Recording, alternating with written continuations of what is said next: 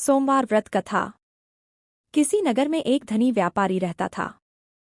दूर दूर तक उसका व्यापार फैला हुआ था।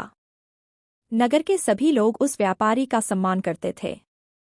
इतना सब कुछ संपन्न होने के बाद भी वह व्यापारी बहुत दुखी था, क्योंकि उसका कोई पुत्र नहीं था, जिस कारण अपने मृत्यु के पश्चात व्यापार के उत्तराधिकारी की चिंता उसे हमेशा सताती रहती थी। पुत्र प्राप्ति की इच्छा से व्यापारी प्रत्येक सोमवार भगवान शिव की व्रत पूजा किया करता था और शाम के समय शिव मंदिर में जाकर शिवजी के सामने घी का दीपक जलाया करता था। उसकी भक्ति देखकर मां पार्वती प्रसन्न हो गई और भगवान शिव से उस व्यापारी की मनोकामना पूर्ण करने का निवेदन किया। भगवान शिव बोले, इस संसार में सबको उसके कर्म के अनुसार फल की प्राप्ति होती है। जो प्राणी जैसा कर्म करते हैं उन्हें वैसा ही फल प्राप्त होता है। शिवजी द्वारा समझाने के बावजूद मां पार्वती नहीं मानी और उस व्यापारी की मनोकामना पूर्ति हेतु वे शिवजी से बार बार अनुरोध करती रही। अंततः माता के आग्रह को देखकर भगवान भोलेनाथ को उस व्यापारी को पुत्र प्राप्ति का वरदान देना पड़ा। वरदान देने के पश्चात भोलेनाथ मां पार्वती से बोले, आपके आग्रह पर मैंने पुत्र प्राप्ति का वरदान तो दे दिया, परंतु इसका यह पुत्र 16 वर्ष से अधिक समय तक जीवित नहीं रहेगा। उसी रात भगवान शिव उस व्यापारी के स्वप्न में आए और उसे पुत्र प्राप्ति का वरदान दिया और उसके पुत्र के 16 वर्ष तक जीवित रहने की भी बात बताई। भगवान के वरदान से व्यापारी को खुशी तो हुई, लेकिन पुत्र की अल्पायु की चिंता ने उस खुशी को नष्ट कर दिया। व्यापारी पहले की तरह सोमवार के दिन भगवान शिव का विधिवत व्रत करता रहा।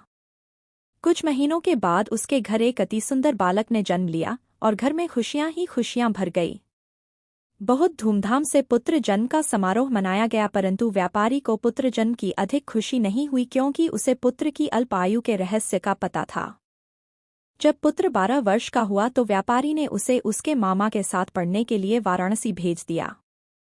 लड़का अपने मामा के साथ शिक्षा प्राप्ति हेतु चल दिया।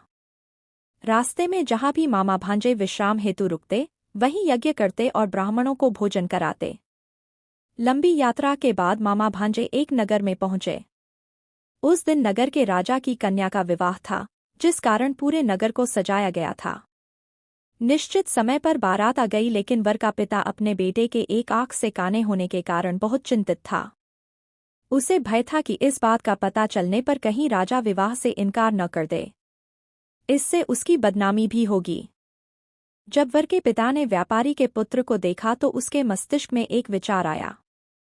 उसने सोचा, क्यों न इस लड़के को दूल्हा बनाकर राजकुमारी से विवाह करा दूं।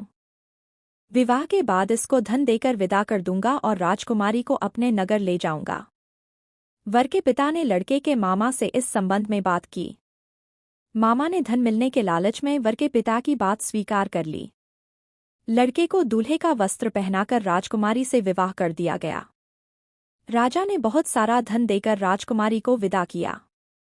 शादी के बाद लड़का जब राजकुमारी से साथ लौट रहा था तो वह सच नहीं छिपा सका और उसने राजकुमारी के ओढ़नी पर लिख दिया, राजकुमारी, तुम्हारा विवाह मेरे साथ हुआ था। मैं तो वाराणसी पढ़ने के लिए जा रहा हूं और अब तुम्हें जिस नवयुवक की पत्नी बनना पड़ेगा वह काना है। जब राजकुमारी ने अपनी ओढ़नी पर लिखा हुआ पढ़ा तो उसने काने लड़के के साथ जाने से इनकार कर दिया। राजा को जब ये सब बातें पता लगीं तो उसने राजकुमारी को महल में ही रख लिया। उधर लड़का अपने मामा के साथ वाराणसी पहुंच गया और गुरुकुल में पढ़ना शुरू कर दिया। जब उसकी आयु 16 वर्ष की हुई तो उसने यज्ञ किया। यज्ञ के समाप्ति पर ब्राह्मणों को भोजन कराया और खूब अन्न वस्त्र दान किए। रात को वह अपने शयन कक्ष में सो गया। शिव के वरदान के अनुसार शयनावस्था में ही उसके प्राण पखेरु उड़ गए। सूर्योदय पर मामा मृत भांजे को देखकर रोने पीटने लगा। आसपास के लोग भी एकत्र होकर दुख प्रकट करने लगे। लड़के के मामा के रोने विलाप करने के स्वर समीप से गुजरते हुए भगवान शिव और माता पार्वती जी ने भी सुने। माता पार्वती ने भगवान से कहा, प्राणनाथ, मुझे इसके रोने के स्वर सहन नहीं हो रहे। आप इस व्यक्ति के कष्ट को अवश्य दूर करें। भगवान शिव ने माता पार्वती के साथ अदृश्य रूप में समीप जाकर देखा तो भोलेनाथ माता पार्वती से बोले, यह तो उसी व्यापारी का पुत्र है जिसे मैंने 16 वर्ष की आयु का वरदान दिया था। इसकी आयु पूरी हो गई है। मां पार्वती ने फिर भगवान शिव से निवेदन कर उस बालक को जीवन देने का आग्रह किया। माता पार्वती के आग्रह पर भगवान शिव ने उस लड़के को जीवित होने का वरदान दिया और कुछ ही पल में वह जीवित होकर उठ बैठा। शिक्षा समाप्त करके लड़का मामा के साथ अपने नगर की ओर चल दिया। दोनों चलते हुए उसी नगर में पहुंचे जहां उसका विवाह हुआ था। उस नगर में भी यज्ञ का आयोजन किया। समीप से गुजरते हुए नगर के राजा ने यज्ञ का आयोजन देखा और उसने तुरंत ही लड़के और उसके मामा को पहचान लिया। यज्ञ के समाप्त होने पर राजा मामा और लड़के को महल में ले गया और कुछ दिन उन्हें महल में रखकर बहुत सा धन, वस्त्र आदि देकर राजकुमारी के साथ विदा कर दिया। इधर भूखे प्यासे रहकर व्यापारी और उसकी पत्नी बेटे की प्रतीक्षा कर रहे थे। उन्होंने प्रतिज्ञा कर रखी थी कि यदि उन्हें अपने बेटे की मृत्यु का समाचार मिला तो दोनों अपने प्राण त्याग देंगे, परंतु जैसे ही उसने बेटे के जीवित वापस लौटने का समाचार सुना तो वह बहुत प्रसन्न हुआ। वह अपनी पत्नी और मित्रों के साथ नगर के द्वार पर पहुंचा। अपने बेटे के विवाह का समाचार सुनकर पुत्रवधू राजकुमारी को देखकर उसकी खुशी का ठिकाना न रहा। उसी रात भगवान शिव ने व्यापारी के स्वप्न में आकर कहा, हे श्रेष्ठी, मैंने तेरे सोमवार के व्रत करने और व्रतकथा सुनने से प्रसन्न होकर तेरे पुत्र को लंबी आयु प्रदान की है। पुत्र की लंबी आयु जानकर व्यापारी बहुत प्रसन्न हुआ।